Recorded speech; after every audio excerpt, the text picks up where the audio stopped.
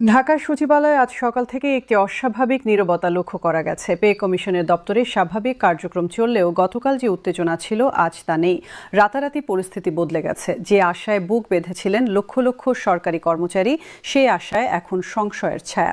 গতকাল রাত 10:30টায় অর্থ মন্ত্রণালয়ে একটি জরুরি বৈঠক হয়। সেই বৈঠকে উপস্থিত ছিলেন অর্থ উপদেষ্টা, পরিকল্পনা কমিশনের সদস্যরা এবং বাংলাদেশ ব্যাংকের একজন ঊর্ধ্বতন কর্মকর্তা।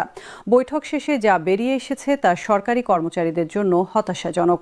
অর্থনৈতিক বাস্তবতার কারণে নবম পে স্কেল বাস্তবায়নে সরকার এখন আরও সতর্ক অবস্থান নিয়েছে।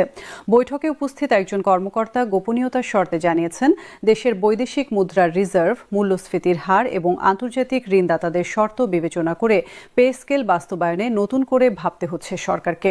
আন্তর্জাতিক মুদ্রাকোষের সাথে সরকারের যে সমঝোতা রয়েছে তাতে সরকারি ব্যয় নিয়ন্ত্রণের শর্ত আরোপ করা হয়েছে। এর অর্থ এই নয় যে পে স্কেল বাতিল হচ্ছে, তবে বাস্তবায়নের পদ্ধতি এবং হার নিয়ে পুনর্বিবেচনা চলছে। প্রাথমিকভাবে যেখানে 50 থেকে 60% বেতন বৃদ্ধির কথা ভাবা হচ্ছিল, সেখানে এখন 35 থেকে 45% নামিয়ে আনার প্রস্তাব উঠছে। এই হ্রাসকৃত হার নিয়ে কর্মচারী সংগঠনগুলো কি প্রতিক্রিয়া দেখাবে, সেটি এখন দেখার বিষয়।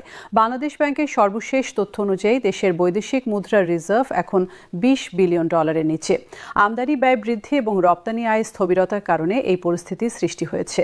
এই অবস্থায় সরকারি ব্যয় বৃদ্ধি করা অর্থনীতির জন্য ঝুঁকিপূর্ণ হতে পারে বলে মনে করছেন অর্থনীতিবিদরা। মূল্যস্ফীতির হারও এখন উদ্বেগজনক পর্যায়ে। গত মাসে মূল্যস্ফীতি ছিল 9.5%। পে স্কেল বাস্তবায়ন করলে বাজারে অর্থের যোগান বৃদ্ধি পাবে, যা মূল্যস্ফীতিকে আরও বাড়িয়ে দিতে পারে। সাধারণ মানুষের জীবনযাত্রার ব্যয় আরও বৃদ্ধি পাবে। এই দ্বিমুখী সমস্যার সমাধানে সরকার এখন বিকল্প পথ খুঁজছে।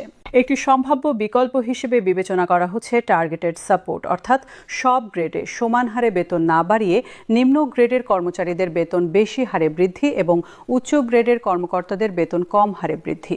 এতে সরকারি ব্যয় নিয়ন্ত্রণে থাকবে এবং যাদের সবচেয়ে বেশি প্রয়োজন তারা সুবিধা পাবে। উদাহরণস্বরূপ 20তম থেকে একাদশ গ্রেডের কর্মচারীদের বেতন বৃদ্ধি হতে পারে 50%, দশম থেকে ষষ্ঠ গ্রেডে 40% এবং পঞ্চম থেকে প্রথম গ্রেডে 30%। এই মডেল অনুসরণ করলে সামাজিক ন্যায় বিচার নিশ্চিত হবে এবং অর্থনৈতিক চাপও কম হবে। তবে এই প্রস্তাব নিয়ে উচ্চ পদের কর্মকর্তারা অসন্তুষ্ট। তাদের যুক্তি হল, নীতি নির্ধারণী পর্যায়ের কর্মকর্তারা যদি যথাযথ বেতন না পান, তাহলে দক্ষ জনবল সরকারি খাত ছেড়ে বেসরকারি খাতে চলে যাবে। এতে প্রশাসনিক দক্ষতা ক্ষতিগ্রস্ত হবে। এই দুই দৃষ্টিভঙ্গির মধ্যে সমন্বয় করা এখন বড় চ্যালেঞ্জ। পে স্কেল বাস্তবায়নের অর্থায়ন নিয়েও প্রশ্ন উঠছে। প্রাথমিক হিসাব অনুযায়ী নতুন পে স্কেল বাস্তবায়নে বার্ষিক অতিরিক্ত প্রয়োজন হবে 30 থেকে 35 হাজার করোড় টাকা। এই অর্থ কোথা থেকে আসবে? রাজস্ব আদায় বৃদ্ধি, সাশ্রয় ব্যবস্থা নাকি ঋণ গ্রহণ? প্রতিটি বিকল্পেরই নিজস্ব জটিলতা রয়েছে। রাজস্ব বোর্ড জানিয়েছে, চলতি অর্থবছরে রাজস্ব আদায়ের লক্ষ্যমাত্রা অর্জন করা কঠিন হয়ে পড়েছে। অর্থনৈতিক মন্দার কারণে ব্যবসা বাণিজ্য কমে যাওয়ায় কর আদায় কমেছে। এই অবস্থায় নতুন করে 30,000 করোড় টাকার সংস্থান করা বড় চ্যালেঞ্জ। নতুন কর আরোপ করলে জনগণের ওপর বাড়তি চাপ পড়বে, যা রাজনৈতিকভাবে সংবেদনশীল। বিকল্প হিসেবে সরকারি ব্যয় সাশ্রয়ের কথা বলা হচ্ছে। অপ্রয়োজনীয় প্রকল্প বন্ধ করা, প্রশাসনিক ব্যয় কমানো এবং দুর্নীতি রোধের মাধ্যমে অর্থ সাশ্রয় করা যেতে পারে। তবে বাস্তবে এই সাশ্রয় কতটা হবে তা নিয়ে সংশয় রয়েছে।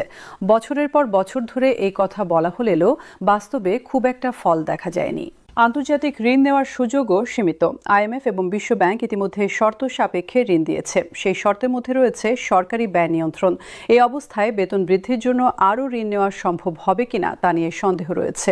কর্মচারী সংগঠনগুলো অবশ্য এসব যুক্তি মানতে রাজি নয়। তারা বলছেন, অর্থনৈতিক সংকট সরকারের ব্যর্থতার ফল। সেই ব্যর্থতার মূল্য কেন দেবে সরকারি কর্মচারীরা?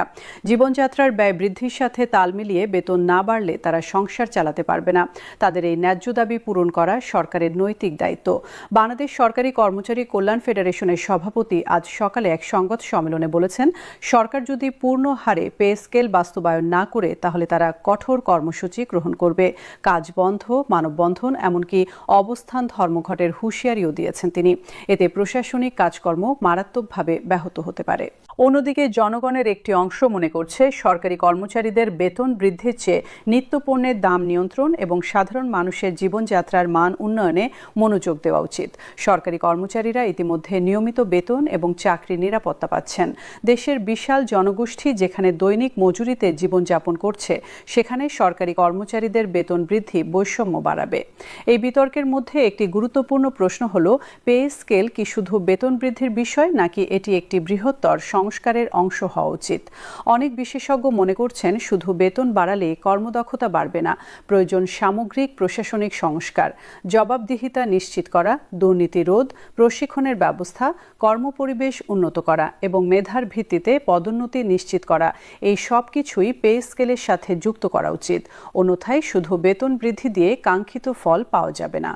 ডিজিটাল বাংলাদেশ করার স্বপ্নের সাথে সরকারি অফিসের কাজকর্ম ডিজিটাল হওয়া প্রয়োজন। অনেক সরকারি অফিসে এখনও ফাইল ঘুরে ঘুরে মাসের পর মাস পড়ে থাকে।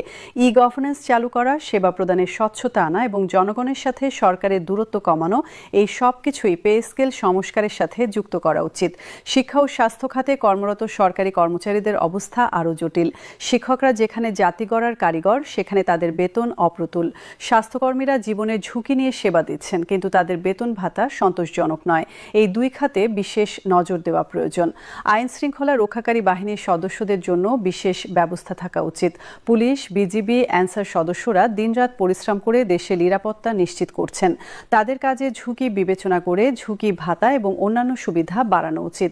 প্রতিবন্ধী কোটায় নিয়োগপ্রাপ্ত কর্মচারী, আদিবাসী কর্মচারী এবং নারী কর্মচারীদের বিশেষ চাহিদা বিবেচনা করাও জরুরি। তাদের জন্য বিশেষ সুবিধা এবং কর্মপরিবেশ নিশ্চিত করা পে স্কেলের অংশ হওয়া উচিত। স্থানীয় সরকার প্রতিষ্ঠানে কর্মরত কর্মচারীদের অবস্থাও দুর্বল। ইউনিয়ন পরিষদ, উপজেলা পরিষদ এবং পৌরসভার কর্মচারীরা মাঠ পর্যায়ে সরকারের প্রতিনিধিত্ব করছেন। তাদের বেতন ভাতা কেন্দ্রীয় সরকারের কর্মচারীদের চেয়ে অনেক কম। এই বৈষম্য দূর করা প্রয়োজন। চুক্তিভিত্তিক কর্মচারীদের ভবিষ্যতও অনিশ্চিত। সরকারি অফিসে এখন অনেক চুক্তিভিত্তিক কর্মী কাজ করছেন। তাদের কোনো চাকরির নিরাপত্তা নেই, পে স্কেলের সুবিধা নেই। এই বৈষম্য দূর করতে তাদেরও নিয়মিতকরণের ব্যবস্থা করা উচিত। বর্তমান পরিস্থিতিতে সরকার একটি কঠিন সিদ্ধান্তের মুখোমুখি। একদিকে কর্মচারীদের ন্যায্য দাবি, অন্যদিকে অর্থনৈতিক বাস্তবতা।